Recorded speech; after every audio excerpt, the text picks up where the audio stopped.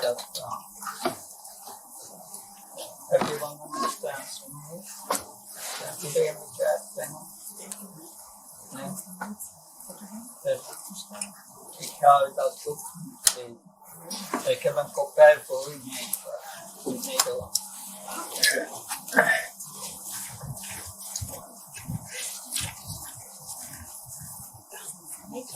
Ja.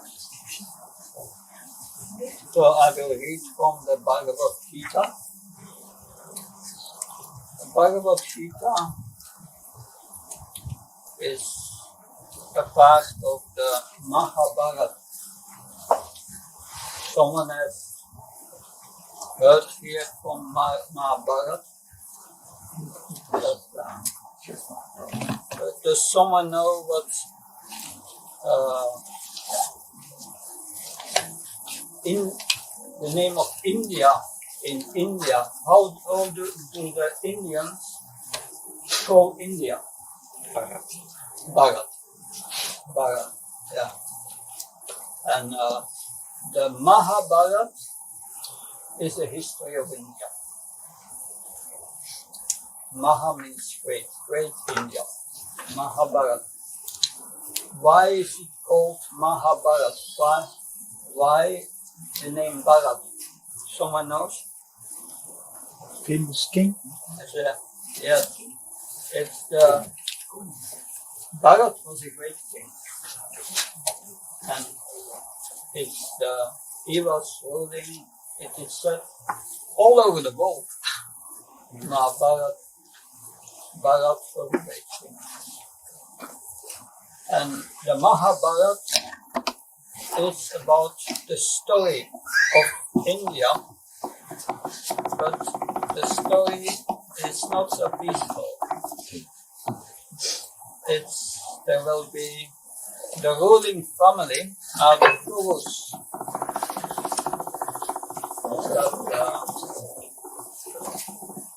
And the family became divided, and they started to fight about the rule of the kingdom. And that's the Mahabharata. And one of the great warriors in the Mahabharata was Arjuna. And he had Krishna on his side. Krishna is God who appeared 5,000 years ago in India. And Arjuna was of the Pandava family. Pandava family, the Pandus, they had the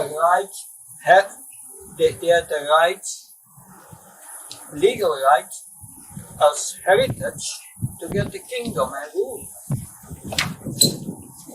But the Kurus, the other side of the family, want to usurp their kingdom, prevent us. And there was a big fight. But the descendants of Pandu, they were God-fearing, and they took shelter of God. And the Kurus didn't care for God. They didn't care for God. God in Sanskrit is Krishna. Krishna, God. Krishna means the all-attractive. God is all-attractive.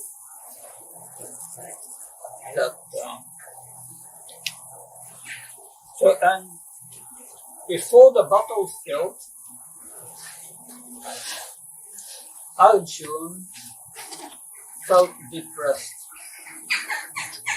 He was going to fight a war, and he had to kill his own family members. You can imagine that. And he said to Krishna, I don't want to fight.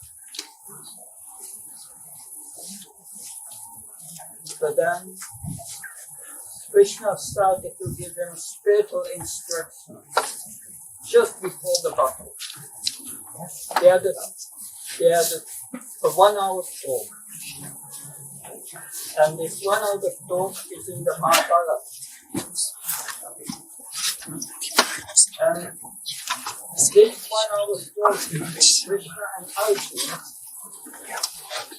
is called Bhagavad Gita. Because Bhagavan is God.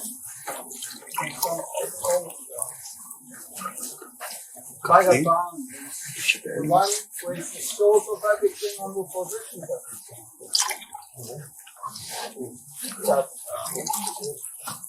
So there was a talk, and Krishna gave him instructions about spirituality. And the first instruction he gives is Arjuna says, Krishna said to Arjuna, "Na devam chatunasham natvam neva janatikam deva sabhavishama sarvabhayam avaparam." You, Arjuna, and all these things here who want to fight, and me, we have existed in the past, we are existing now, and we are existing, we will never cease to exist in the future.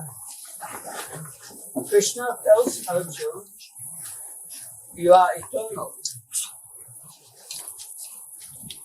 And then after that, he says, because that's the good news he gives.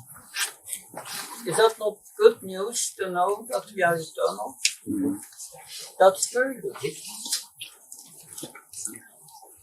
But then in the next verse, Krishna speaks to Arjuna and says, Deinam smin chatade javnam Deinas min chatade kamram javnam chara tatade antara prapti viyastatram namuyati. But you are eternal, you are in this body as a spirit soul, but you are connected with this body. And this body is temporary. It's going to die. But the soul does not die. And the body goes to changes, Krishna says. Krishna says when the body changes from boyhood to youth, a baby, boyhood, youth, adult, you grow older, maintaining for some time some byproduct children, and then the body gets older, dwindles, and then vanishes, death. And Krishna says, you as the spirit soul, you must tolerate all these changes. That's the first lesson he gives to spirituality. But let's look at this a little deeper. Krishna explains, you are spiritual, eternal, not this body. This is a verse further in Bhagavad Gita. Krishna says there, Yata prakasayat yeta kitsham lo imam ravi Shetram Shitve Tata Krishnam Prakashayati Bharatam. So it speaks to Arjuna and it says, O son of Bharat. So he's the son of this king Bharat and the son. So he says, O son of Bharat. As the sun alone illuminates this universe, so all the light in this universe, on this earth, comes from the sun. The sun. The sun in Sanskrit is Ravi. The sun. Everything comes from the sun, the light. So, it says, so does the living entity within the body illuminate the entire body by consciousness. It says the soul is the source of the consciousness. We are all conscious. And that's because of our real self, the soul. Eternal soul in the heart. That, so the soul is in the heart. It's described in the Vedas as 1/10,000th of a point of a hair.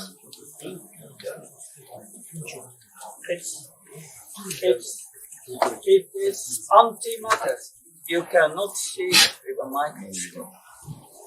It's not material. But it's the source of our consciousness in the body. The soul is like the fuel in a car. If you have put fuel in the car will drive. Without fuel, will the car drive? No, it will not move. From the moment the soul leaves the body is dead. That means life comes from the soul, consciousness. And that's very important.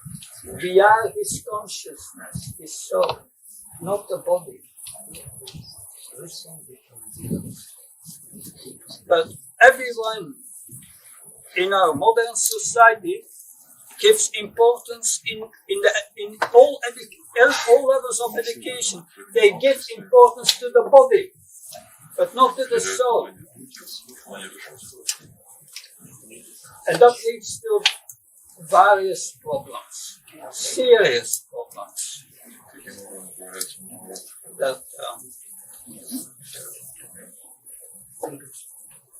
So, therefore, Krishna does not agree with that. We do not agree with that. We are not the body. We are the spirit soul. So in that sense, we are at loggerheads with society. We don't agree. We zijn dwarsliggers. That's why we are here. Krishna has brought us here at the right name. That scientists, some doctor in chemics, he got the Nobel Prize. He was stating that consciousness is a product of chemical evolution. And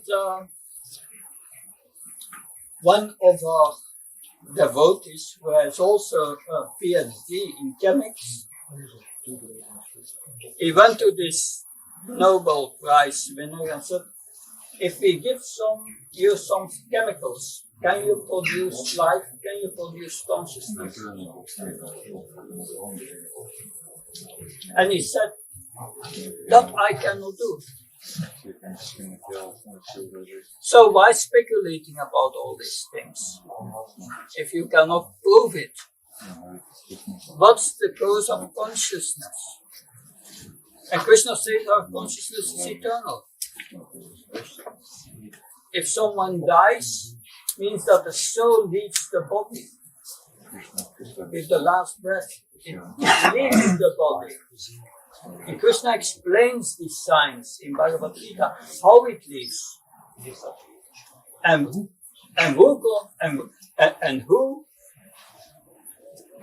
who supervises that leaving? Krishna says, I'm supervising it as Paramatma, my all-pervading aspect. I'm in the heart of everyone. That Krishna is in our heart. He controls material nature. The problem is everyone in this world thinks himself the controller of their activities. But that's not true. That's a small part we control. But our destiny we don't control. Our destiny is our karma. It's due to our past activity in previous lives. When you take birth, your happiness and distress in this world is already fixed. And we see that. We want all happiness, but do we have only happiness? No, only distress comes. And do we want that distress? No. There are many things to say about that, but Krishna explains we have to perform yoga, connect again our consciousness with the divine, and liberate us from the real problems of life, which are birth, death, old age, and disease. These are the real problems of life. Because this body is a machine. Krishna calls it a machine. He says, Ishvara Sarvabhutanam Vitsvayana Tistati Brahmyam Samabhutanam Yantra Udrayi Maya. It's a yantra, a biological machine. And I'm sitting in the heart. I make it working. I make your heart beat. I make your digestion go. I'm arranging that the blood goes to your veins. I'm giving you memory. I'm giving you forgetfulness. If you want to remember something, are you sure you're going to remember? It's Krishna from in the heart.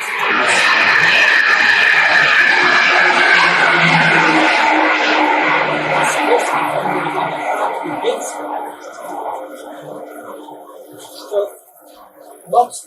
what happens when you accept you are the body?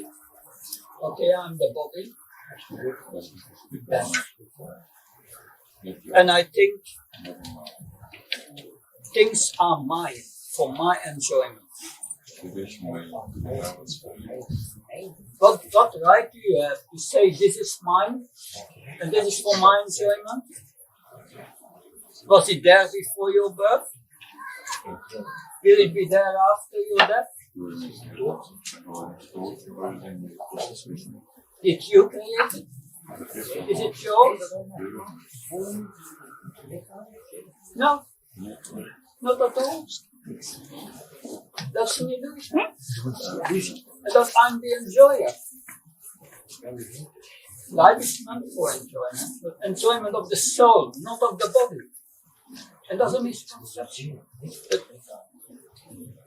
People do not know what are the needs of the soul.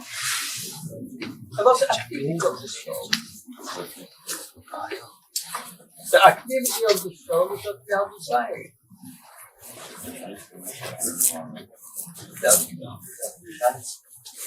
We are desiring. And the symptom of the soul is consciousness. As long as there is consciousness, in the body there is life.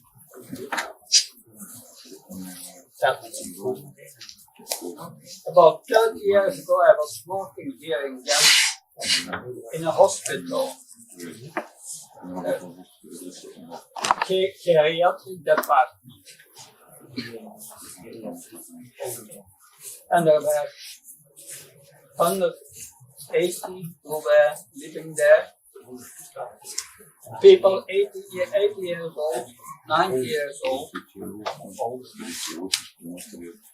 And I was the head of administration. Twice a week, I had to inform the family. Your family member passed away. And I made a love to boys, body bag, everything there.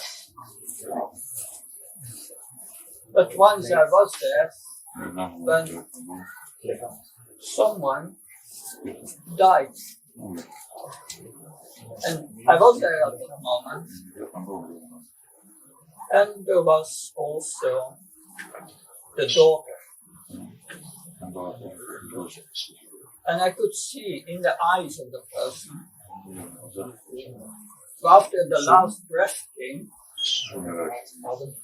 in the eyes you can see the presence of the soul. You can see the life in the soul. But from the moment the soul is passed away, it's like the light is gone. And the daughter started to cry. My father passed away, my father passed away. He went.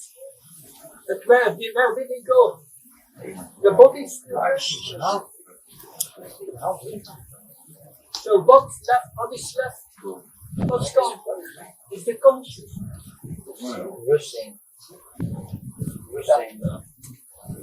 So that's the essence. That's every religion has a system of eschatology, they call it. What happens in the afterlife. Every religion has that. But what's the meaning of that afterlife if nothing is left? And what's left is the soul.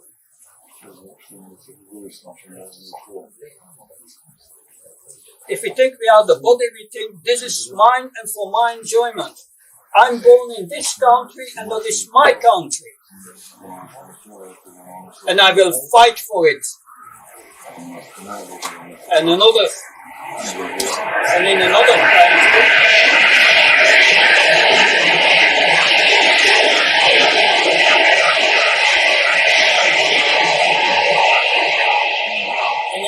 country, they say the same thing. This is mine, I will fight for it. And that's the cause of wars. They think it's mine. It's my country, my body. And they become envious. Because they want something what another has. But that's a reflection of our enviousness of God. That because everything belongs to Him, not to us. So this is basic knowledge. If we don't understand that point, the rest I will say will not make much sense.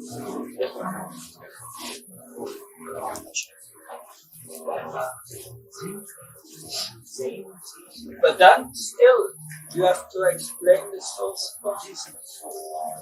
You still have to explain the source of consciousness, which is explained here by Krishna. It also explains why so-called good people, why they suffer in this life. Why suffering is there? It's because we are suffering because we get reactions of what we think in past.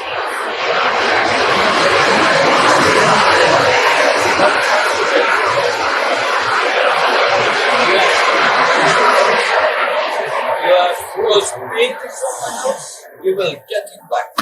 It's supreme justice. And Krishna organized that from within the heart. And no other system can explain that. Otherwise, one blames God. But God is not to blame. We have ourselves to blame. And that requires humility. To have access to this knowledge, you need to be humble and understand I'm in trouble.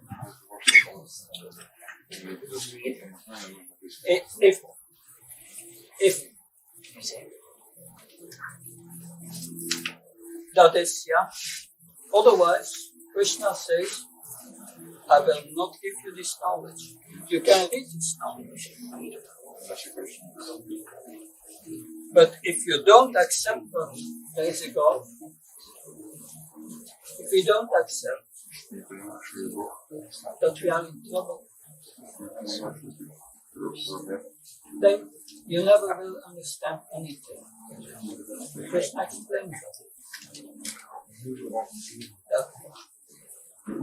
When I was studying at the University of Wales, I did my PhD there in the study of religion, and also especially when I did my master's in Indian religion. I encountered so many scholars, and they knew Bhagavad Gita and they could discuss the philosophy and so on. But not one of them could understand that they are not a body. Not one of them. They could not understand that request. Otherwise, Krishna in the heart said, okay, you want to be the controller, you continue. Good luck. I wish you all the best, but you will be responsible. You will have to get your reactions from all your actions. You have to be responsible. So if you are suffering in this life, you have to be responsible and understand the fault lies in me. Don't see the fault in others. They are bringing you the reaction.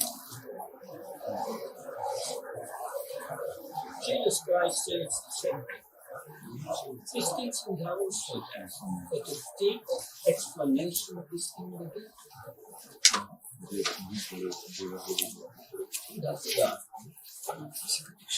But then the point is, how can we get out of this situation?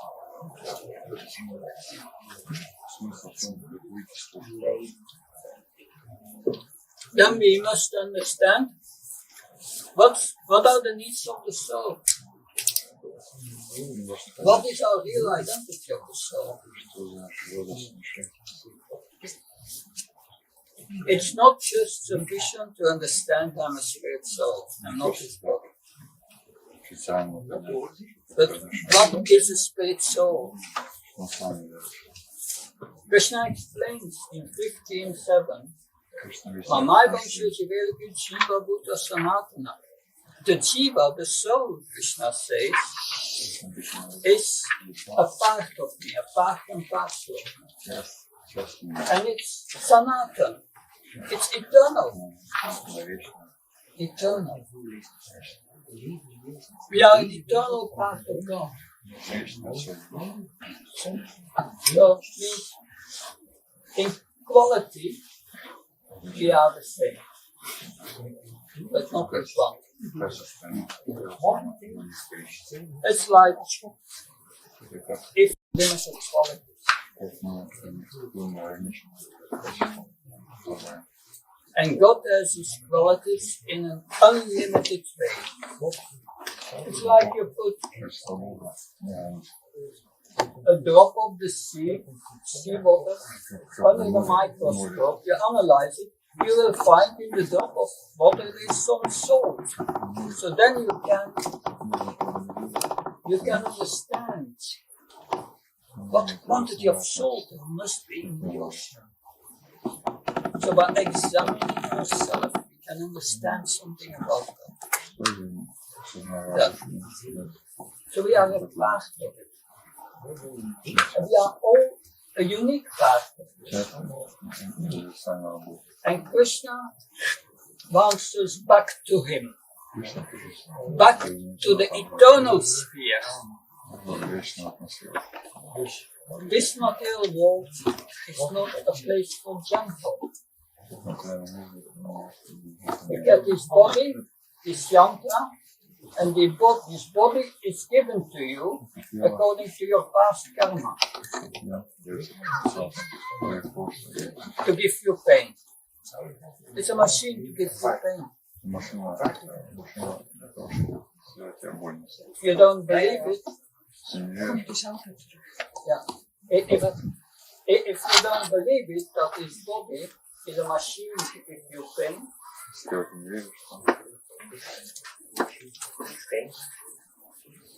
Wait a few years.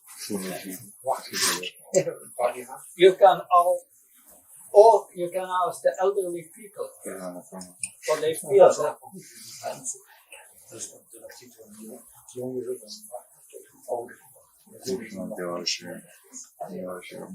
So my advice is, so don't get old. It's not good. But we cannot avoid it. That's the body. That is clear. That unless we understand we are in trouble, this philosophy is not yet for you. You have to wait a few other lifetimes. But I'm here to tell you, don't do it. Take this knowledge you and practice it. And you will feel happy. Really, that's if we realize that we are a spirit soul, you become happy. But that requires realization. And I just want to say a few words about this realization. It's a challenge when I speak to people who are not acquainted deeply with the philosophy, but many of you are. But why do we identify with the body? It's attachment and aversion. That's our problem. We are attached to what gives pleasure to the body. We like to eat nice, to dress nice. We like to hear nice things. We are attached to that. Because it gives pleasure to the body. But it doesn't give satisfaction to the soul. It doesn't give satisfaction to our beings. Yeah. And that's what we want. We are attached to these things. And we are averse to what gives pain. Who wants pain? We want to avoid it. We do not want to become diseased. That we want to avoid it at all costs.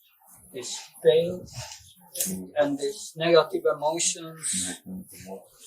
We don't want it. But Krishna says, explains, you are not the body. We are not the mind. The mind is an instrument we are using. And yoga is about controlling the mind. But to control the mind and to come in touch with your real self, you must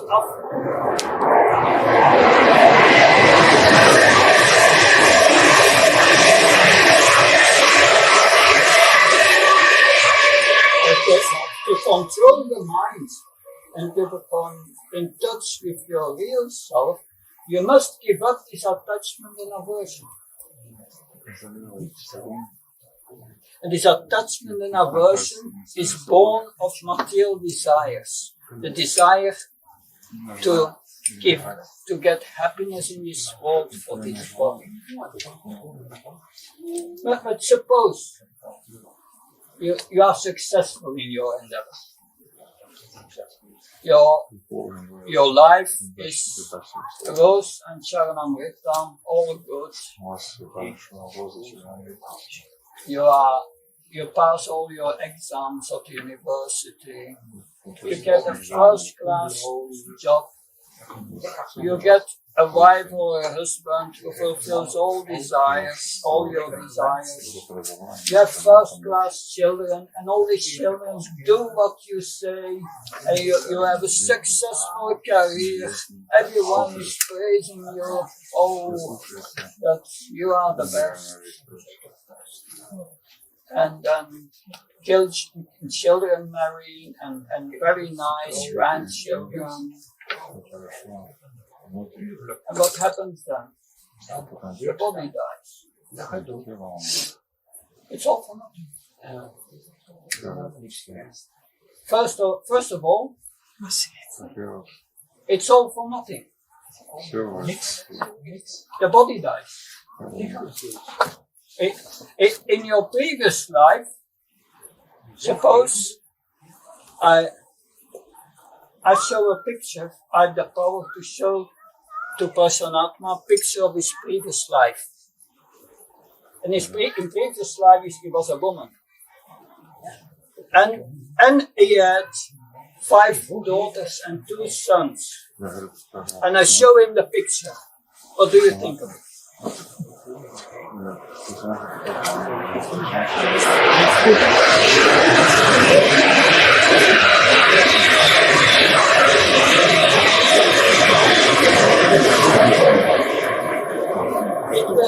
It will sell him.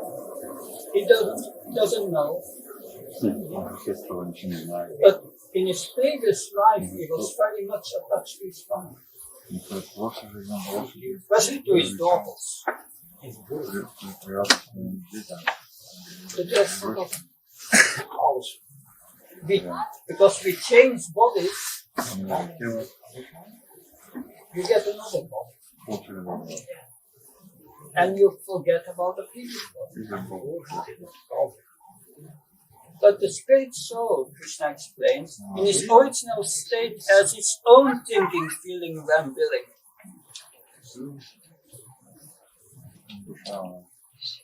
If we get our original body, spiritual body, the spirit soul back, and we go to the eternal world, then you don't forget.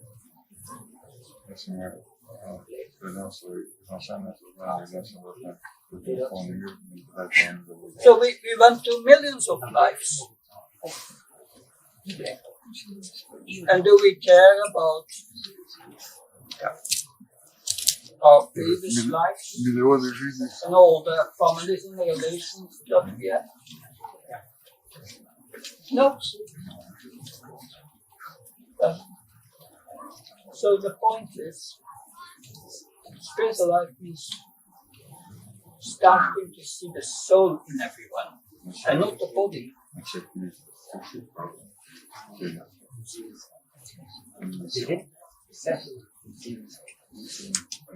So, and that is what Krishna says in Bhagavad Gita. Spiritual vision starts with Vidya Vinaya Sampane Brahmana Gavashti Sunasheshva Pagacha Pamida Samadashna. Seeing the soul in everyone's heart, the soul of consciousness. And then one has to learn how to act as a spirit soul and not as the body.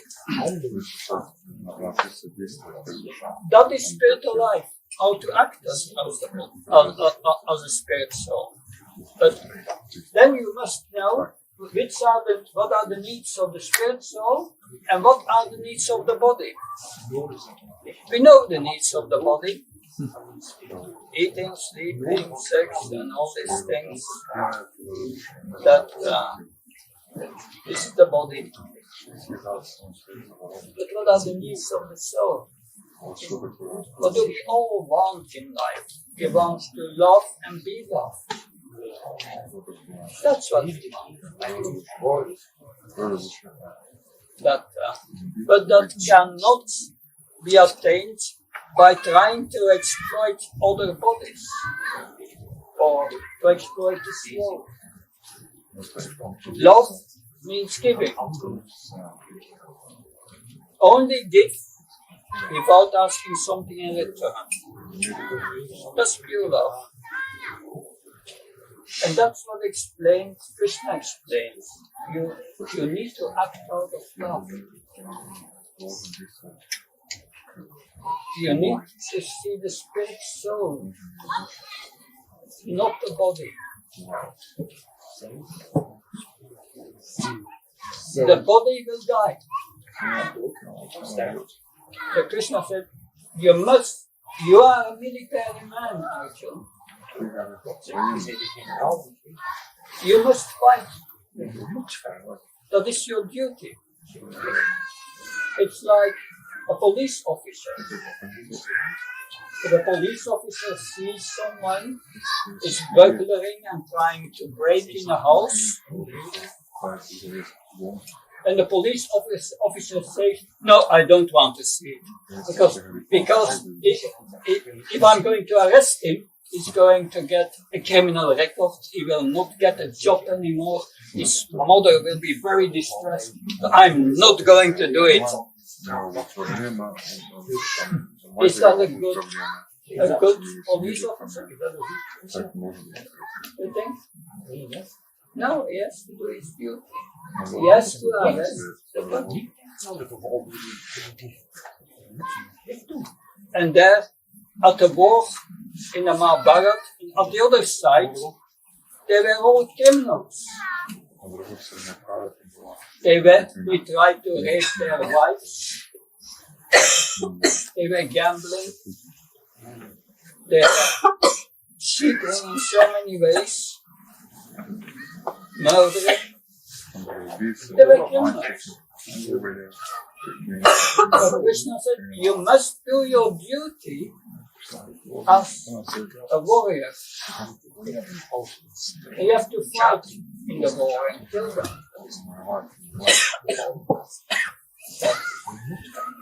I know, but Arjuna said, I don't want to kill my grandfather.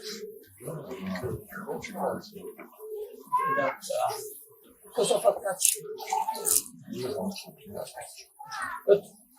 But Krishna said, your grandfather Vishmadev is very old. And if you don't kill him in the battle, will he not die? No, he will also die. And if someone dies, what happens? He takes birth again. He gets a new body. Hopefully it's a spiritual body. So a new body is fresh. That's good news. Now his body is very old. So you will give him a new body. That's good news. And you do your duty. So that's conclusion. Because of our attachment to the body, we are rebelling against this idea that sometimes violence against criminals is necessary. And that's what Krishna explains. He came to kill all these demonic people and to put the saintly devotees, his servants, on the throne.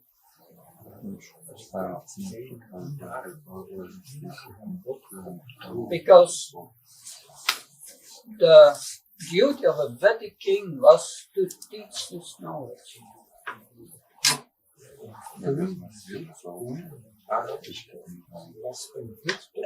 And to engage everyone in one's duties in a way that they give up their attachment and aversion to this world, but that they become attached to the divine, the spiritual. Attached to God.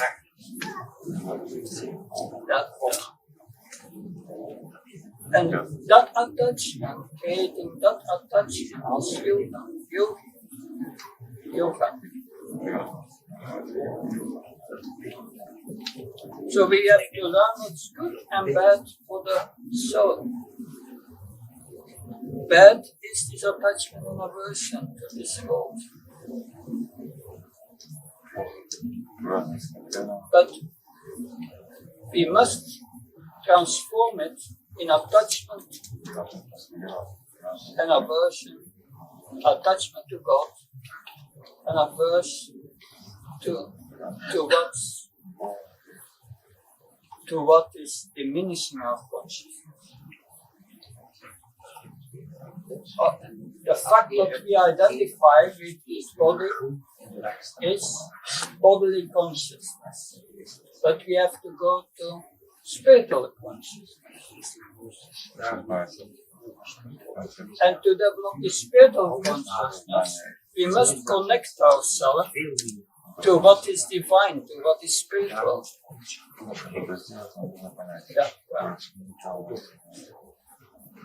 But that's based on knowledge.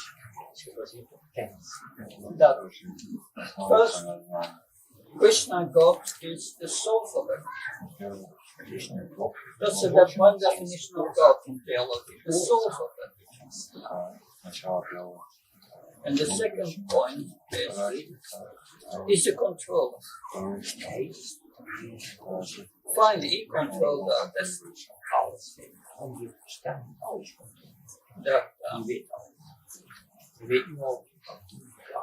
So, in that way,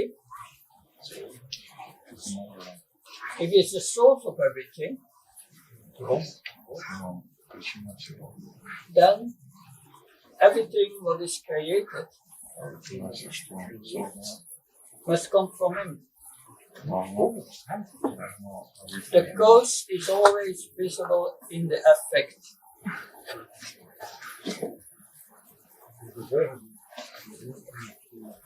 God is everywhere in this world. That's what Krishna explains. We have to learn to see. You have here all these beautiful plants and flowers and so on in this garden.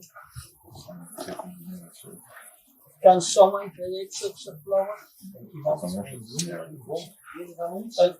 An artist can paint it, but it's never the same. The real artist is God, is Krishna, the divine.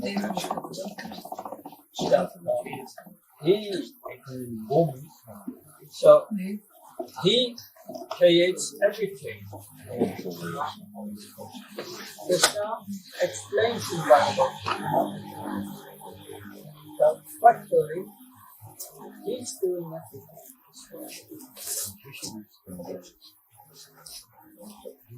So I explained already that he's making our heart beat. The body takes birth and the heart starts to beat. When it stops beating, no life in it. Will control your heartbeat. Every moment can stop. We don't know if the next moment it will still beat. It's Krishna doing. And you have a certain span of life, a certain number of boundaries. And that's it. You miss one heartbeat, it's a heart attack.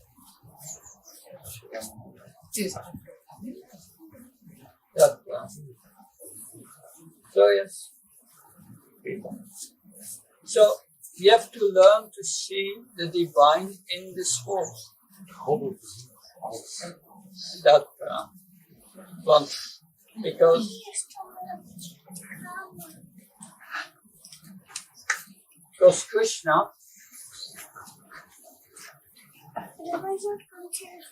Krishna is doing everything. So what does the soul do? Soul desires. I desire to speak. I, the soul, desires to speak. But who is speaking the words? It's Krishna from within the heart. So that, and Krishna explains that in the Gita. In the second chapter, in the 5th chapter, verse 8 to 12. And I will just read the translation. Because this is deep philosophy. And Krishna warns about this philosophy. Because he said, Prakati Kriyamani Guni Karma Sarsa Ankara Vimudatma Kaptam Kimanyate. So everyone thinks himself, Krishna says, that they are the doer of everything in this world.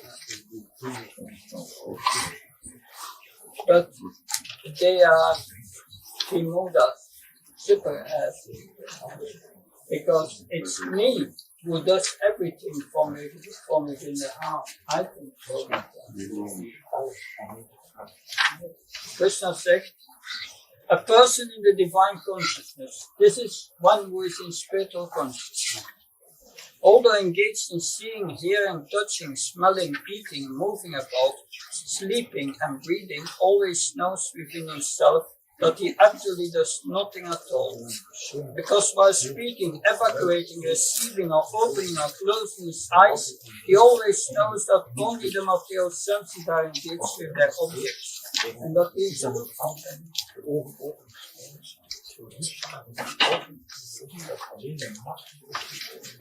So if we understand what we do as a soul, and what Krishna does to the material nature, then we can see spiritually. Then we see Krishna everywhere. Everywhere.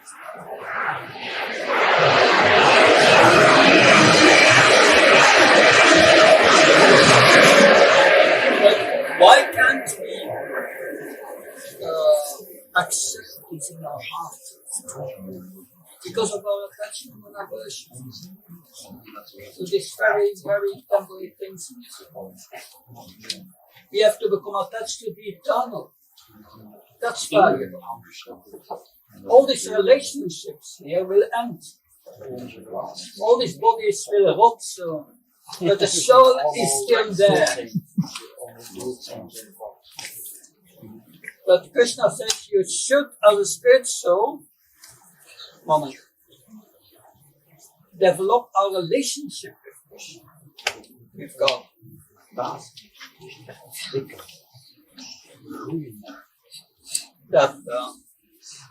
And when we develop that relationship, then we have an eternal relationship.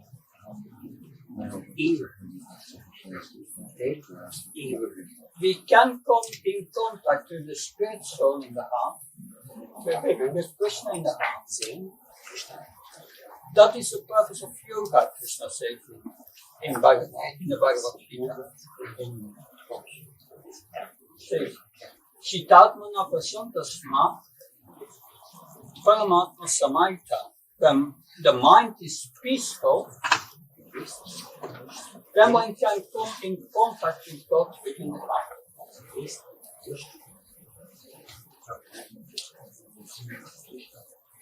So, our consciousness we find in the mind. And when the mind is peaceful, we feel the presence of God. But why is the mind not peaceful? Because of our attachment and aversion.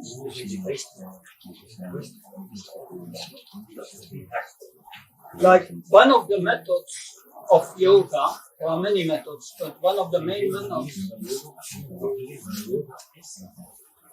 is mantra meditation. That is what we did before this program. Before I started with mantra meditation. And Krishna said, says in Bhagavad Gita, Mahatmanas Mam Pakta Devim Pratyashita. The great souls, the Mahatmas, they are connecting with the spiritual energy.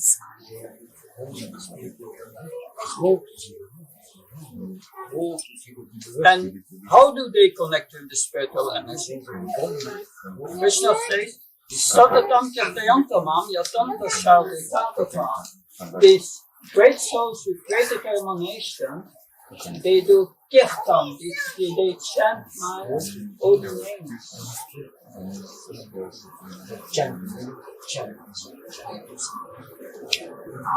So,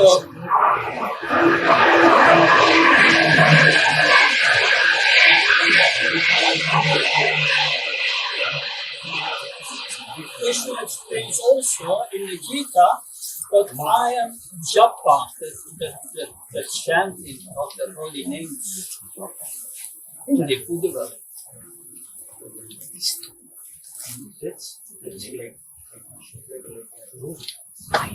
So, if Krishna explains my name and me are not different, they are both spiritual. So these holy names, Hare Krishna and Rama, they are spiritual vibrations. And when we chant them with attention, it will break down this attachment and aversion to this world.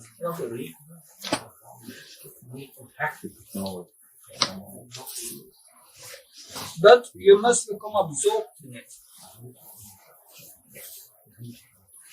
But what's the problem? We start to chant, we start and begin to chant Hare Krishna, Krishna Krishna, Hare Hare, Hare Hare. We chant these holy names. But business of attachment and aversion,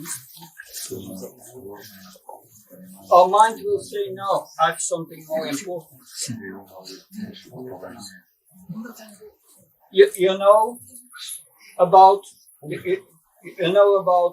this person said that to you, and that went wrong, and that relationship, and you suffer so many problems of your work. So the mind goes to the past.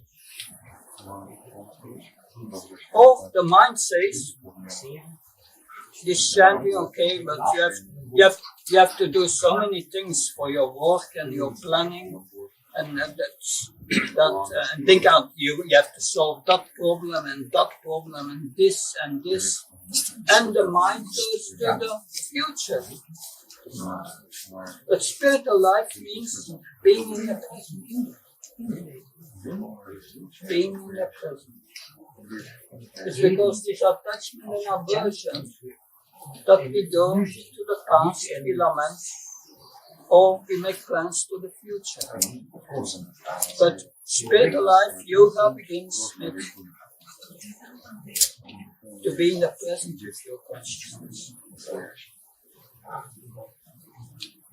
If you want to love someone, that and the person comes in and you neglect this person. I'm too much busy with these problems and that. Can you give your love to that person? No. The first condition is give attention. So these holy names, if we want to chant them with love for God, we must give attention. And this attachment and aversion deviates our consciousness to this world. But these problems in this world are not so important. At the end, when you leave the body, what's the point? This body is 62 years old. I remember 50 years ago, I had so many relationships, so many problems, and so many things. So many people who hurt me. But now, 50 years ago, it's all gone. I was born in Brussels. Because they were all speaking Flemish there. Like in the suburb from Brussels. And it was they were all Christians. There were no foreigners. Everyone was going to church. But now, 50 years later, when I come there, everyone speaks French. It are all foreigners. Well, 1,000 people now. I'm nothing against it. Nobody, the Flemish culture is completely gone. Nobody goes to church anymore. It's all gone. But just in this life, don't be attached to these things. Be attached to eternal. That's my request to you. Think about it. So, you must become not loggerheads in present society. Je moet een dwarsligger worden. Anders zou je hadden vraag bij de persoon.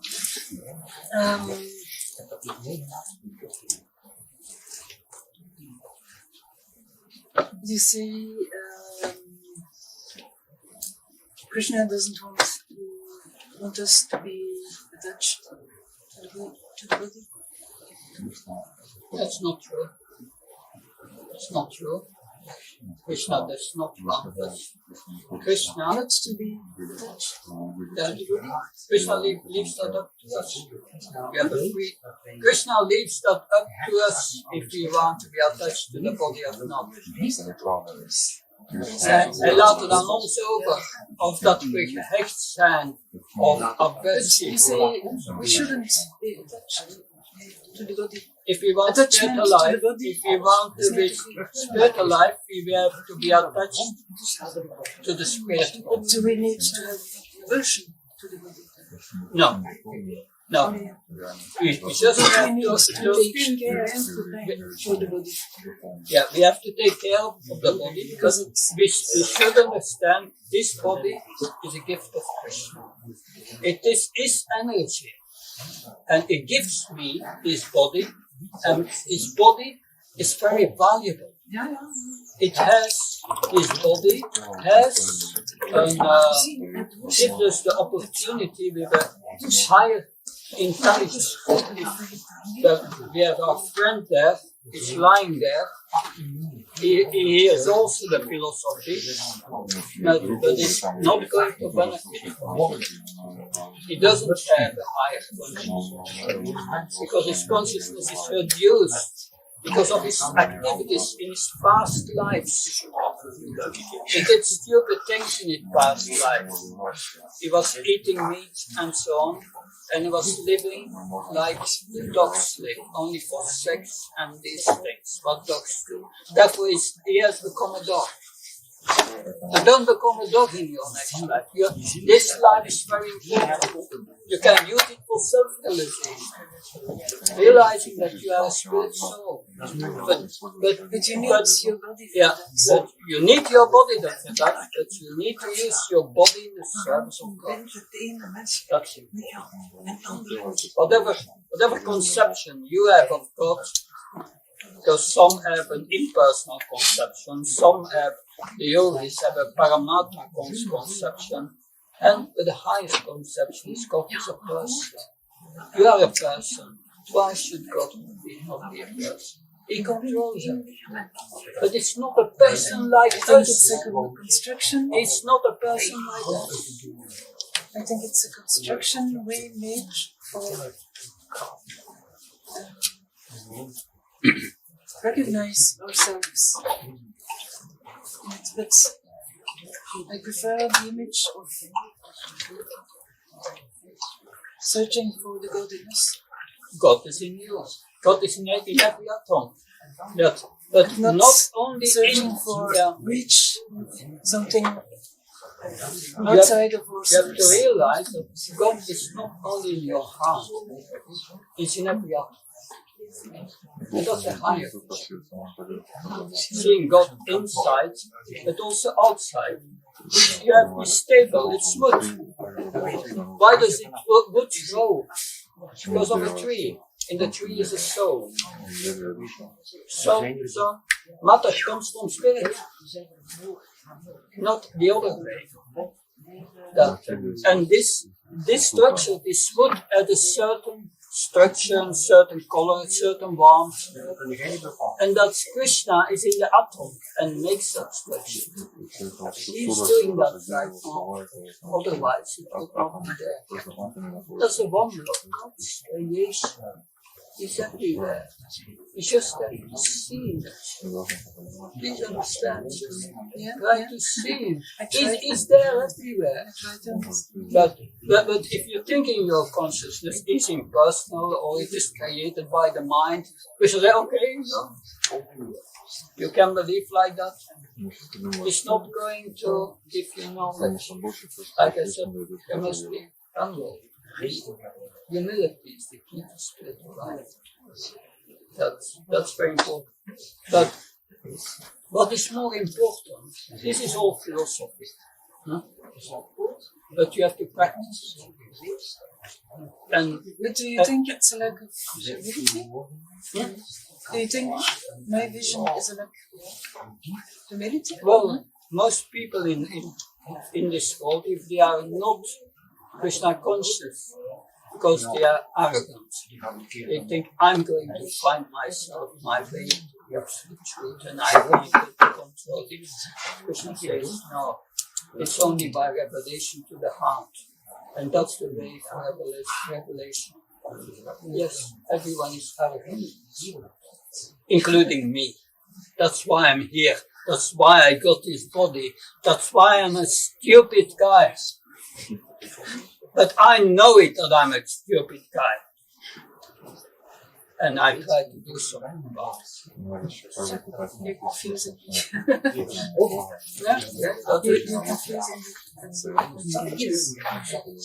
That's understand, I'm a fool. I should, because why are we here? We belong to the spiritual world. In the spiritual world, we wanted to experience the big God. And Krishna said, okay, you want to better experience because Krishna fulfilled the desire of everyone. But he said there is a problem. Therefore, the first thing is, you must forget. But then you can be the control. Think yourself the controller and the owner. And the enjoyer. And you forget me, and I will give you a subtle and a gross body to control. Because with your spiritual body, you cannot do that. That's not made. So therefore, we have a spiritual body, a subtle body, and a gross body, which Krishna gives us. And we said, okay, you get it. And you go to the material world. Material world is a black cloud. In the spiritual, it's a black cloud in the kingdom of God, in the spiritual realm. And he said, you go there. This is the prison house. And you can control as you like, but under my laws, the laws of nature, the law of karma. Whatever you do, you'll have a reaction. You'll give pain to others, you will, and you will pain back. So Krishna says, good luck. Here we are.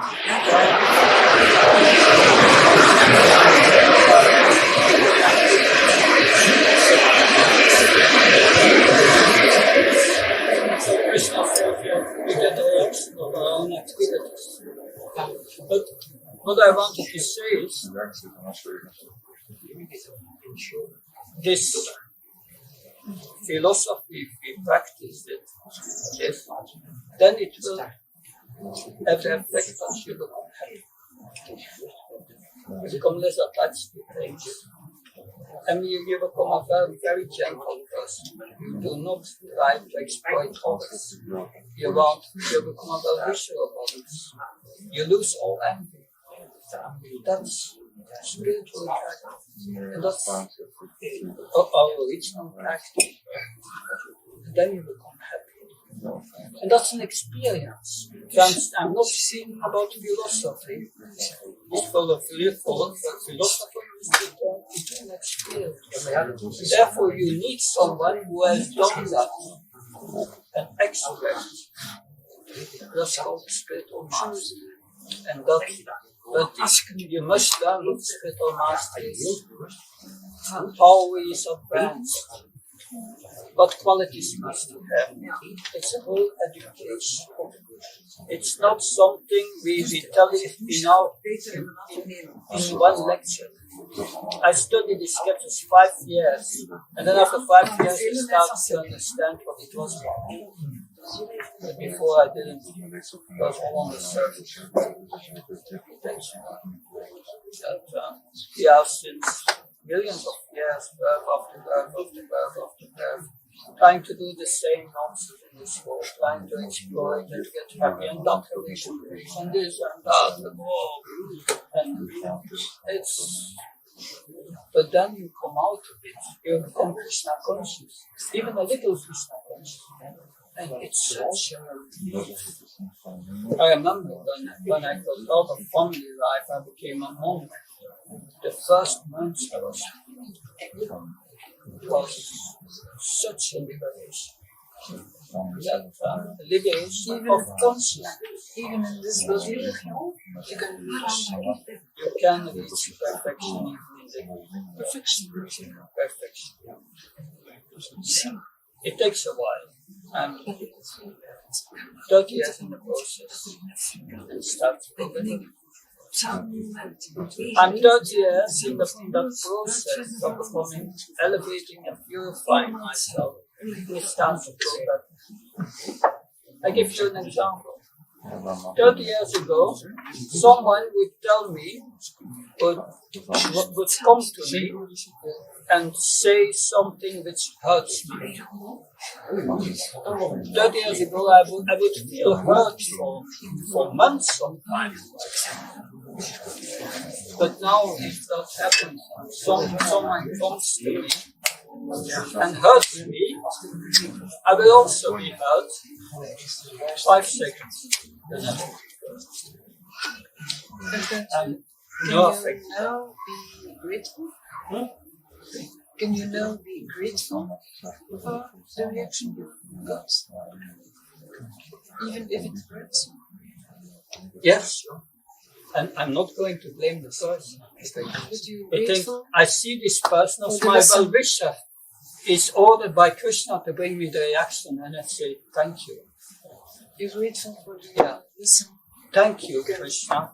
I've been so stupid in the past, and now you give me only this little reaction.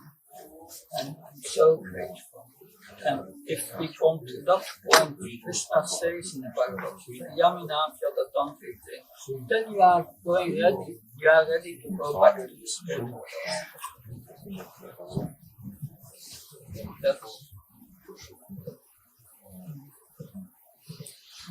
But we don't have to kill ourselves for that.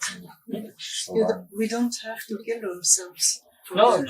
Sure. To get rid of our body. We have to use what we have in Krishna's service, that's all. And keep it alive.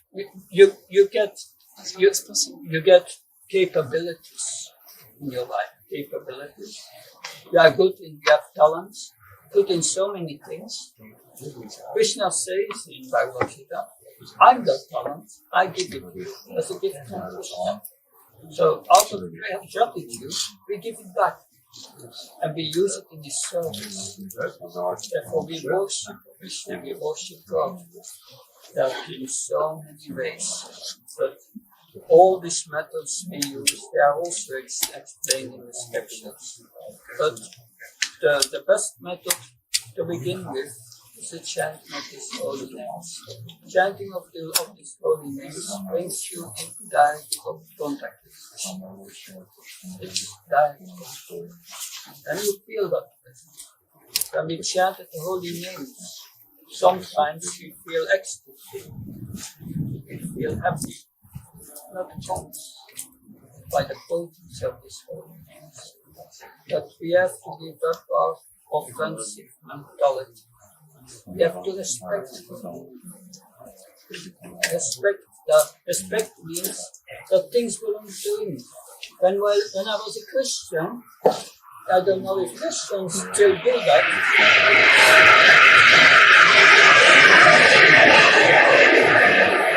But before every meal, we were praying to God. Thank you for this meal. Thank you for this.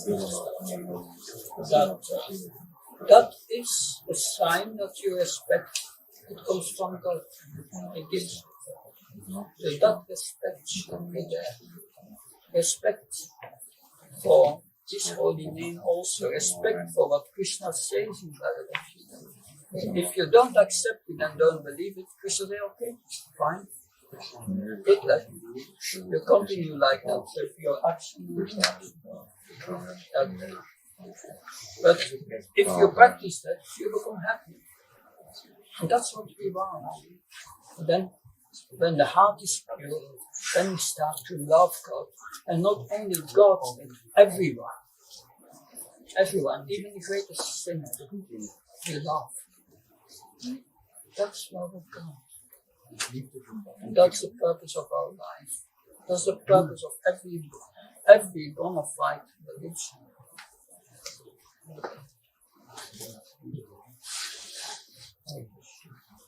It's okay for us now.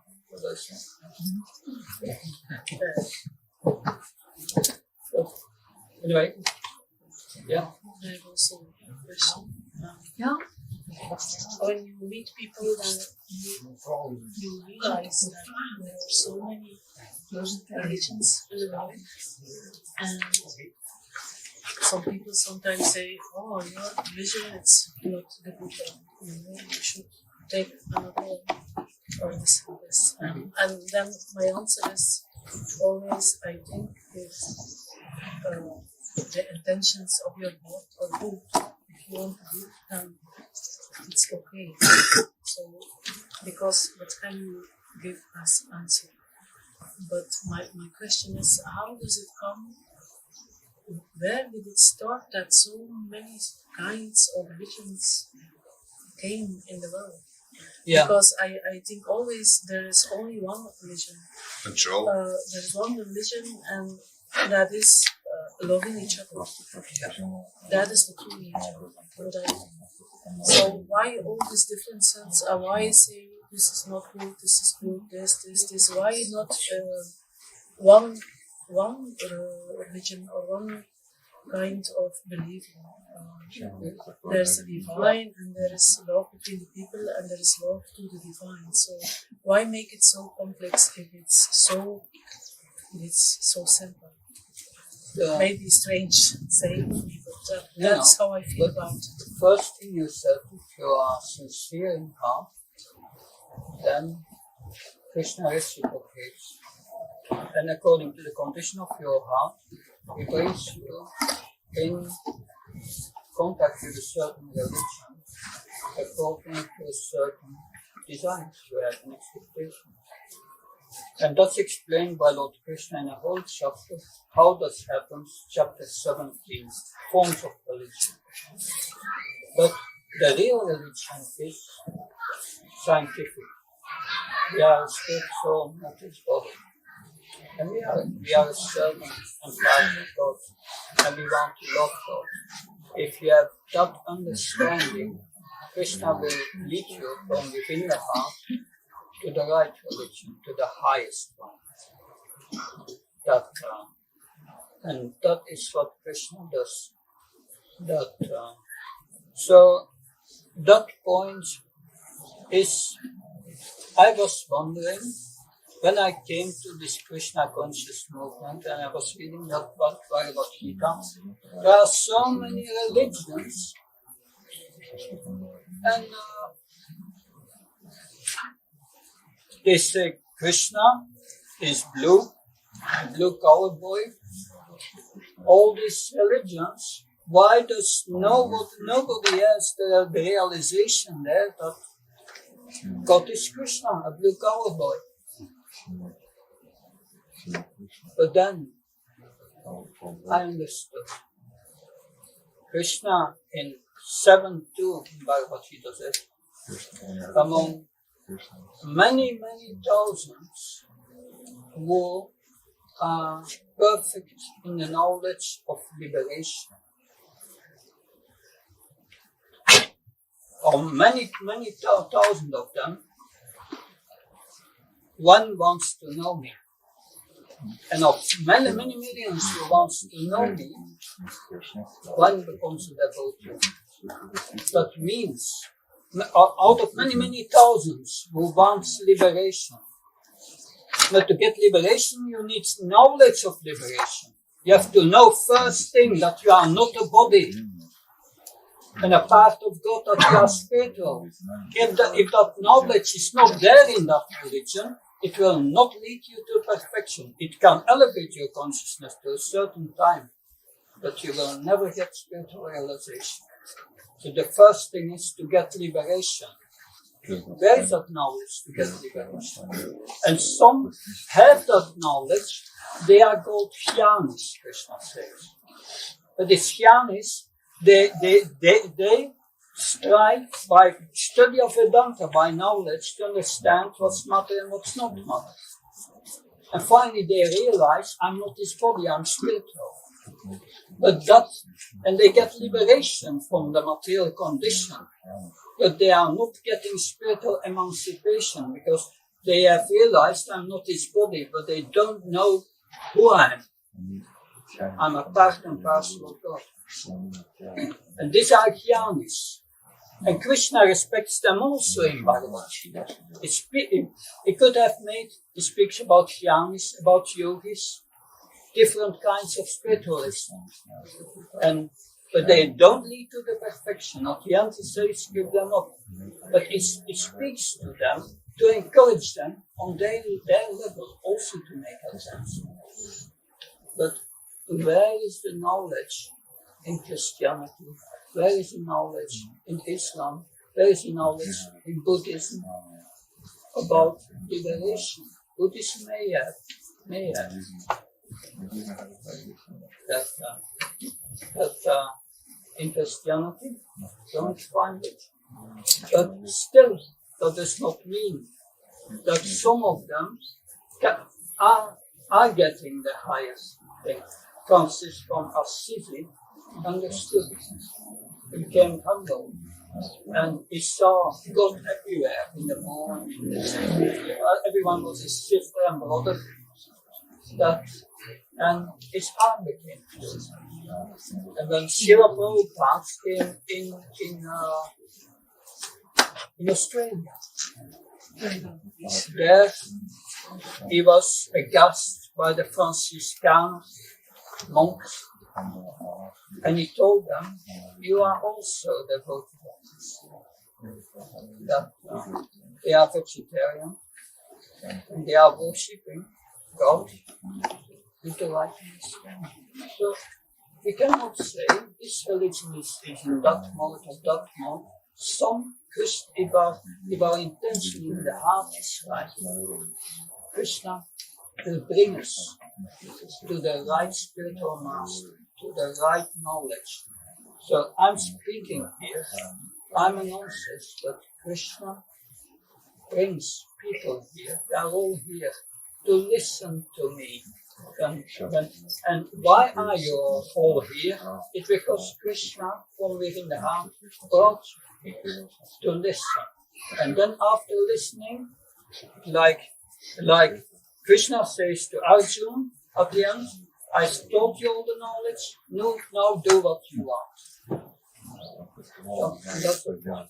But Arjuna said, now my illusion is gone. I understand I'm a spirit soul and I'm your servant.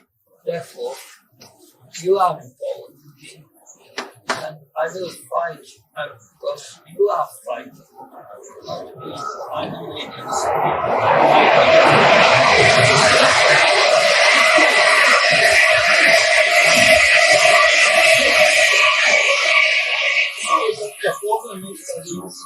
in most religions, the knowledge of liberation is not there. They are not telling who you are.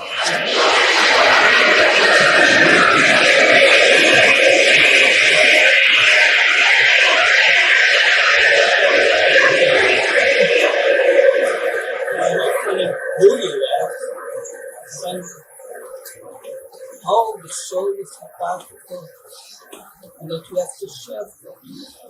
Of course, most religions are serving God also, but with the understanding that they are the body and they want something in return. And it's not true. Pure love means giving everything. If you give everything to God, Krishna says, okay, you walk according to your conceptions, and we will see later. Because not everyone is ready to jump to that highest platform.